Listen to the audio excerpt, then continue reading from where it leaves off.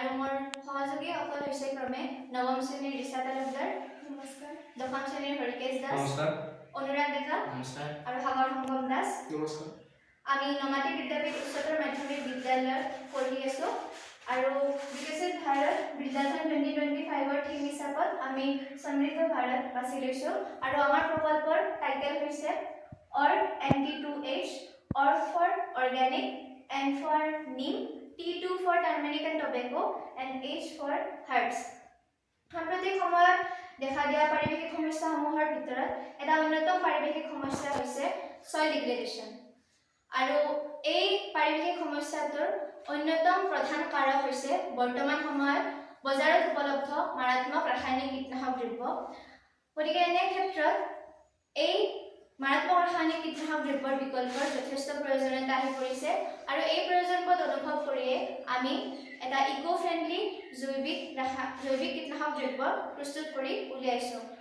আৰু এই জৈৱিক কীটনাশক দ্ৰব্যটো প্ৰস্তুতৰ বাবে ঘৰৰ ওচৰতে পোৱা মহানি, বিধেকীয়া, থপা, বেহু সংগ্ৰহ কৰি 2-3 দিনৰ বাবে ৰ'দত শুকাই গুড়ি কৰি লৈছিলোঁ।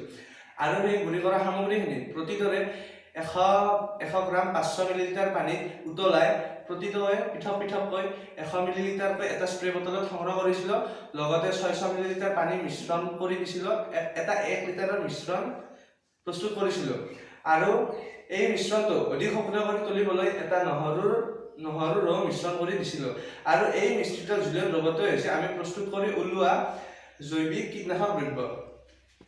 এই মিশ্ৰিত দ্ৰৱণটো আমি এটা স্প্ৰে বটলত সংগ্ৰহ কৰি খেতি পথাৰত শাক-পাচলিৰ খেতি কৰোঁতে ফুল ফুলাৰ সময়ত, বীজ গঠনৰ সময়ত আৰু ফল গঠনৰ সময়ত 2-3 দিনৰ মূৰে মূৰে এই দ্ৰৱণটো আমি কীট-পতংগৰ আক্ৰমণ প্ৰতিহত কৰিবলৈ প্ৰয়োগ কৰিছিলোঁ।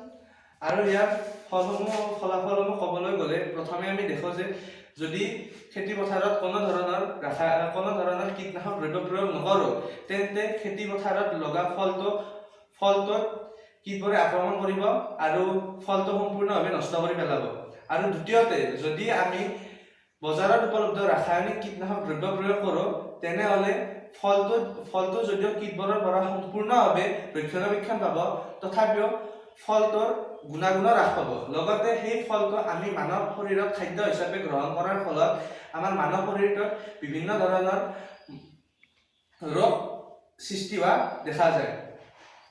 তৃতীয়তে ইয়াৰ বিকল্প হিচাপে আমি প্ৰস্তুত কৰি উলিওৱা জৈৱ কীটনাশক দ্ৰব্যটো যদি খেতি পথাৰত প্ৰয়োগ কৰোঁ তেতিয়াহ'লে ফলবোৰকো কীটবোৰৰ পৰা সম্পূৰ্ণভাৱে ৰক্ষণাবেক্ষণ দিব, লগতে ফলবোৰৰো গুণাগুণ অটুট ৰাখিব আৰু আমাৰ মানৱ স্বাস্থ্যৰ ওপৰতো কোনো ধৰণৰ বিৰূপ প্ৰভাৱ নপৰিব।